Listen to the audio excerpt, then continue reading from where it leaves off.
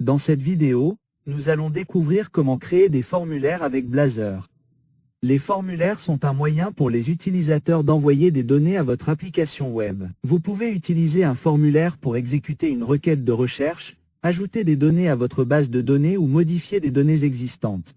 Dans Blazor, vous créez généralement des formulaires à l'aide du composant intégré EditForm. EditForm facilite la création d'un formulaire web qui se lie à un modèle de données et peut être validé. Par exemple, examinons un peu de code. Nous avons ici une page qui nous permet d'ajouter des films à une base de données de films. Nous avons donc un formulaire de création et nous pouvons voir tout de suite que nous avons un composant EditForm dans ce composant qui rend un formulaire. Il rendra une balise HTML form normale, mais qui a été bien configurée pour que nous puissions facilement lier des données à notre modèle de données, ce qui signifie que vous devez également spécifier un modèle de données. Nous avons donc un paramètre de modèle pour notre composant EditForm. Vous pouvez voir qu'il est transmis dans cette instance de film. Nous utilisons une propriété Movie comme modèle de données, qui est configurée ci-dessous. Il y a donc la propriété Movie et vous pouvez voir que cette propriété Movie possède cet attribut spécial. Ce paramètre supply provient de l'attribut form. Cet attribut indique à Blazor que lorsque des données sont reçues dans la requête, elles doivent être liées au modèle lié à cette instance Movie. Ainsi, toutes les données qui arrivent dans la requête doivent apparaître dans cet objet Movie. Et nous informons le composant EditForm de ce Movie. D'accord, et il va utiliser ce Movie pour suivre l'état du formulaire. Nous avons également ce paramètre onValidSubmit qui est un rappel d'événement que le formulaire Edit appellera lorsque le formulaire a été soumis et lorsque ces données sont valides, lorsqu'elles ont été validées avec succès. Nous parlerons plus en détail de la validation des données dans une minute. Nous devons ajouter un nom de formulaire à notre formulaire dans Blazor. Pourquoi devons-nous faire cela? Eh bien, si vous avez plusieurs formulaires sur la page, vous devez trouver un moyen d'indiquer à Blazor quelles données de formulaire doivent être liées à quelle propriété de modèle. Comme pour l'instant, nous n'avons qu'un seul formulaire. Nous n'avons donc qu'une seule instance de film à laquelle nous nous lions. Mais si nous en avions plusieurs, nous pourrions indiquer à Blazor à quel formulaire elles sont associées en transmettant ce paramètre de nom de formulaire. Donc, c'est le formulaire de création. Ce serait redondant pour le moment. Ce n'est pas obligatoire car nous n'avons qu'un seul formulaire, mais vous pouvez toujours être explicite et ce serait tout à fait correct. D'accord. Et enfin, nous avons ce paramètre enhance, cet attribut enhance. Et ce qu'il fait, c'est activer la gestion améliorée des formulaires pour ce formulaire. Lorsque le formulaire est soumis, Blazor intercepte cette requête de formulaire et la remplace par une requête fetch.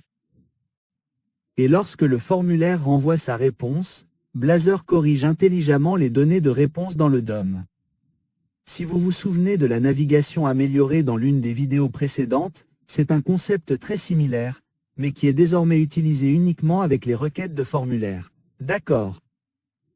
Ci-dessous, nous avons tout un tas de composants d'entrée Blazor intégrés que nous utilisons pour toutes nos entrées de champ, comme ce composant de texte d'entrée, la date d'entrée, un autre texte d'entrée, puis le numéro d'entrée ci-dessous. Blazor fournit donc ces composants d'entrée pratiques qui restituent simplement les entrées HTML normales, mais pour chacun des différents types de données que vous souhaitez gérer, et ils peuvent ensuite être liés à votre modèle de données. Comme vous pouvez le voir, laissez-moi faire. Vous pouvez donc voir ici pour ce composant de texte d'entrée, nous lions la valeur du texte d'entrée à notre propriété de titre de film. Il s'agit d'une nouvelle syntaxe de liaison de données que vous n'avez peut-être pas vue auparavant. Add-bind avec un petit tiret au milieu. C'est très similaire à l'utilisation d'add-bind avec un contrôle d'entrée normal, comme une balise d'entrée HTML. Mais ici, nous devons indiquer à Blazor à quel paramètre de ce composant vous souhaitez réellement effectuer la liaison. Nous voulons effectuer la liaison au paramètre de valeur de l'entrée. Nous utilisons donc cette syntaxe de valeur tiret pour ce faire. Ce composant de texte d'entrée doit donc être lié à la propriété title de notre film. De même, la date est liée à la date de sortie de notre date d'entrée, qui est liée à la date de sortie de nos films, etc.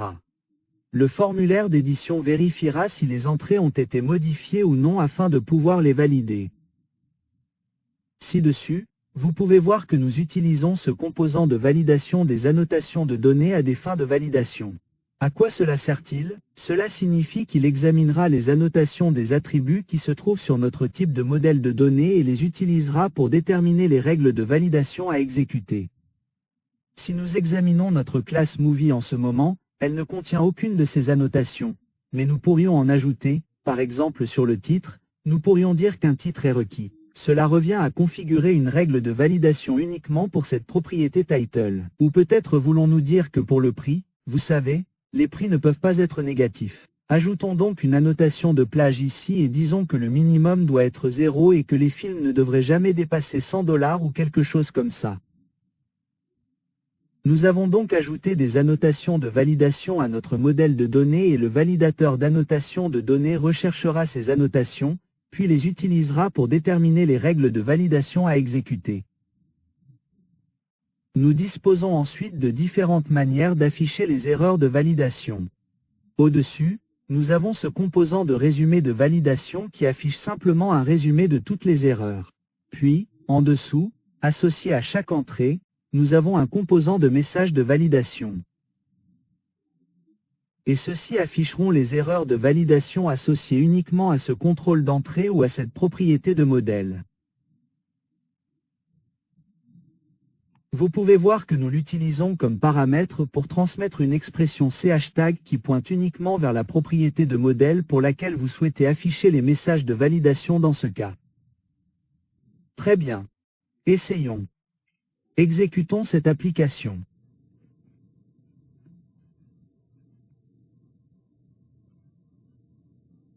D'accord. Allons ensuite sur notre page de film sur /mov. Essayons de créer un nouveau film. En fait, essayons simplement de soumettre sans aucune donnée et regardons la validation se lancer. Et voilà, d'accord. Nous voyons donc le résumé de la validation en haut indiquant, vous savez, et, vous devez d'abord spécifier quelque chose qui n'a pas de sens pour une date de sortie réelle.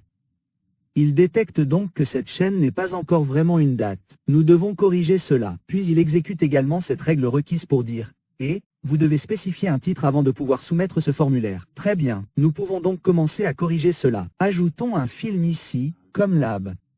Labyrinthe. Et puis, je ne me souviens plus de la date de sortie de ce film. C'était en juillet. Je vais juste faire quelque part dans les années 80. 1987. Je ne sais pas. C'était un genre pour labyrinthe. C'était bizarre. C'était un film bizarre, mais je crois que c'est je ne sais pas. Aventure. Je suppose que ça s'appelle un film d'aventure. Et puis si on essaie de sélectionner un prix négatif, vous savez, payez-nous pour acheter ce film. Vous pouvez voir que la règle de validation pour notre gamme s'active également. Maintenant si je corrige ça, disons en ajoutant 1099 pour le prix, vous pouvez voir que l'erreur de validation persiste toujours, comme si elle ne se mettait pas à jour de manière interactive, exécutant les règles de validation de manière interactive lorsque je modifie les entrées. C'est parce que par défaut ce composant effectue uniquement un rendu statique côté serveur. Si nous voulons cette expérience de validation interactive, nous pouvons le faire aussi. Nous devons juste activer un mode de rendu interactif. Allons donc ici et dans notre composant de création et nous allons ajouter un mode de rendu ici en haut. Et pour cela, nous utiliserons le rendu serveur interactif. D'accord, redémarrons-le.